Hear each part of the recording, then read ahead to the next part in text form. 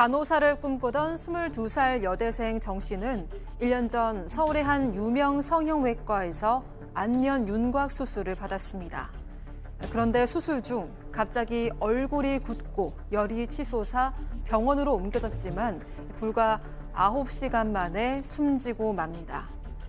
유가족은 수술 중 기본적인 몸 상태조차 제대로 확인하지 않았다며 병원의 과실을 주장했지만 병원 측은 정 씨가 악성 고열증이라는 유전적인 질병이 있다며 이를 부인했습니다. 그런데 경찰 수사 중 의외의 사실이 드러났습니다. 수술실 CCTV에 정 씨 외에 또 다른 환자가 수술을 받는 모습이 찍혀 있었던 건데요. 한 수술실에 두 환자. 대체 이곳에선 무슨 일이 벌어졌던 걸까요? 자, 이 기자, 정말 22살 여대생 정말 하고 싶은 것도 많고 앞으로 진짜 앞길이 구말리 같은 친구인데 수술을 받던 중에 말이죠. 네. 예. 이게 지난해 3월에 강남 모 성형외과에서 있었던 일이라고 하는데요. 아까 이제 꿈 많은 여대생 이렇게 얘기를 하셨는데 꿈이 간호사였다고 합니다. 이 정 씨는 안면 윤곽 수술을 받았는데 갑자기 안면 근육이 굳기 시작했고 고열에 시달렸다고 합니다. 의식을 찾지 못해서 대학 병원으로 이송이 됐는데 결국 그 다음 날 사망했다고 합니다. 부검 결과가 나왔는데 악성 고열증이 사인으로 추정된다고 합니다. 그러니까 일단 수술 후유증에 따른 사인은 아니다. 뭐 이렇게 지금 병원 측에서는 주장할 수 있는 근거가 저거였다. 뭐 이렇게 지금 얘기가 나오던데, 자 일단 뭐 과실이 있고 없고를 떠나서 소장님, 네. 아니 뭐가 됐든 병원에서 수술을 받던 중에 사람이 죽었으면 네. 병원에서는 가족들한테 정말 죄송합니다. 뭐 이렇게 해야 되는 거 아니에요? 그러니까 이제 본인들의 잘못으로 사람이 사망했다라는 걸 인정하기 싫어서 그런 게 아닌가 싶은데 어쨌든 사과 한마디 안 했던 거를 넘어서서 실수한 거 단 하나도 없다. 이렇게 지금 얘기를 했어요. 근데 이제 유족 측에서는 뭐라고 얘기를 하냐면 그래 악성 고열증 그런 증세가 있었을지에도 불구하고 의사가 있었다면 병원인데 체온이나 맥박이나 호흡이나 이런 게 기본적으로 잘 체크됐어야 되고 열이 오르기 시작했다면 그거를 그만둔다거나 이렇게 뭔가 조치가 있어야 되잖아요. 근데 지금 언제 열이 올랐는지 뭐 이런 게 전혀 다 파악이 안 되고 있다라는 거예요.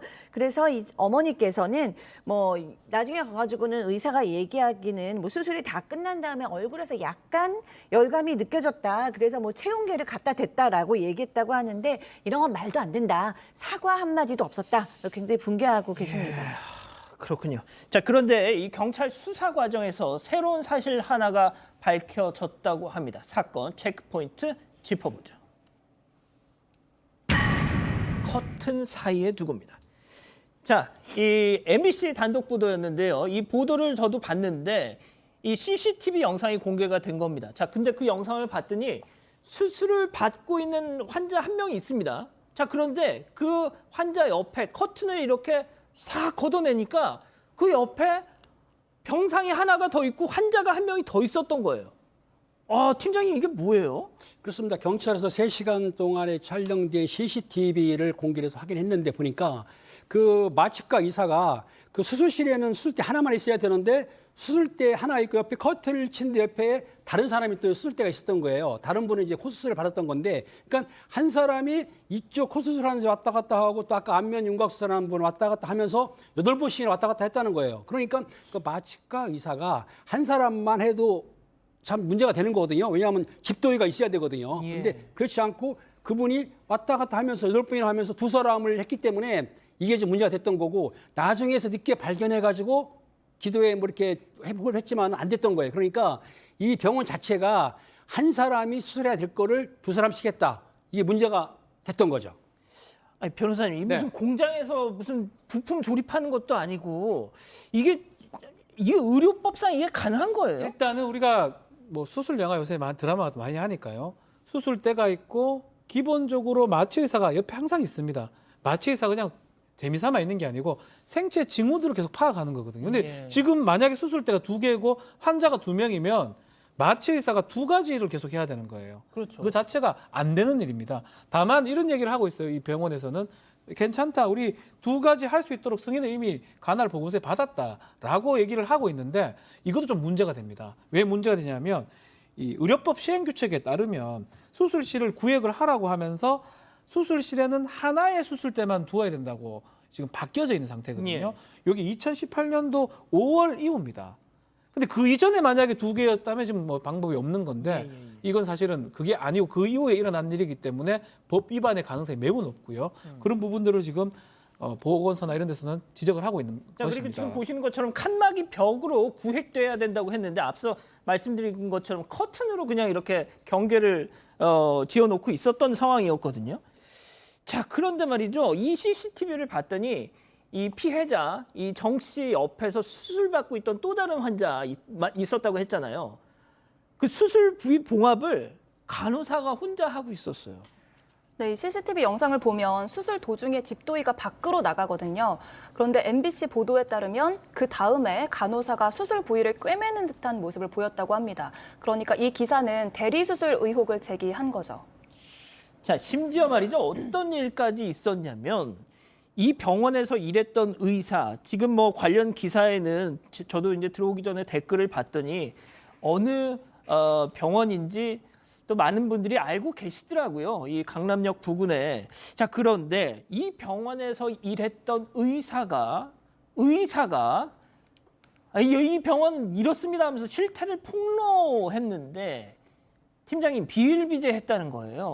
그렇습니다. 이 이제 의사의 증언에 따르는 문제가 뭐냐면 2020년 9월 달에 채용 사이트에 뭐라고 올렸냐면은 봉합을 담당하는 간호사를 모집한다. 아니, 봉합하려면 의사가 해야 되거든요. 이건 무면허 의료인의 간호사를 할 수가 없는데 뿐만 아니라 그 남은 피부가 나오면 절제술도 해야 되는데 그것도 간호사를 시켜서 했다는 거 보면은 아마 이 병원에서는 아마 의료법을 아까 그 박 변호사님 말한 대로 의료법을 많이 위반한 것 같아요. 아니, 간호사가 그런 거를 하면 안 되거든요. 그러니까 그런 행위를 아예 모집해서 행위를 시킬 수 있게 간호사를 모집했던 상황이기 때문에 처음부터 이 병원은 무면허 의료행위를 했던 거죠.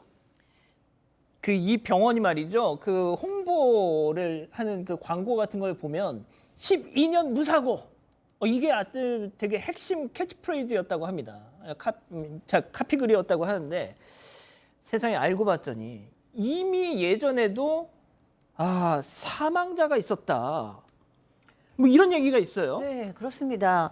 거짓말을 여러 가지를 했네요. 네, 12년 무사고라는 그런 광고라면 당연히 소비자들은 믿죠. 아마 숨진 정 씨나 그 부모님도 당연히 믿었을 것 같은데 12년 무사고 아니었다고 합니다. 지금 그 의사의 그러니까 의사가 지금 얘기한 바에 의하면 2019년 10월에 지방흡입을 받던 40대 남성이 있는데 지방흡입을 받고 그 다음날 복통과 고열에 시달렸고 그래서 굉장히 뭐 며칠을 굉장히 고열과 복통 때문에 아프다고 결국에는 복막염과 폐혈증으로 사망을 했다라는 거예요. 근데 그게 언론에 나오지 않았고 그다음에 개월 이래 한 번도 사고가 없다. 그렇게 12년간 무사고다 이렇게 홍보를 계속 해왔다고 합니다.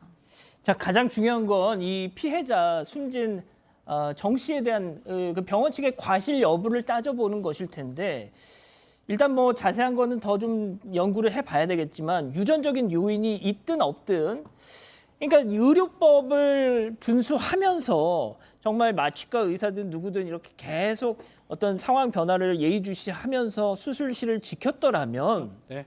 이랬을까 하는 생각이 안 들 수가 없잖아요. 그런 부분 좀 따져봐야 될 것 같아요. 의료 과실이라는 게 이 현대의 의학 수준에 대해서 해서 어쩔 수 없는 사고가 발생했을 때 과오가 없고 과실이 없다고 볼 수도 있는데요. 지금 말했던 것처럼 의료법 위반의 소지도 있고 여러 가지 문제점이 있기 때문에 아마 지금 이게 분쟁 조정위원회에 지금 올라가 있는데 좀 감정을 해야 됩니다. CCTV 같은 게 다 녹화가 돼 있기 때문에 CCTV에서 어떻게 대처를 했기 때문에 이렇게 결과가 났는지 따져봐야 될 것 같고요. 따져서 과실이 있다면 뭐 우선 민사 책임도 질 수도 있고요. 뭐 심각한 경우는 형사 책임도 질 가능성도 있어 보입니다. 알겠습니다. 이 정도로 정리하고요.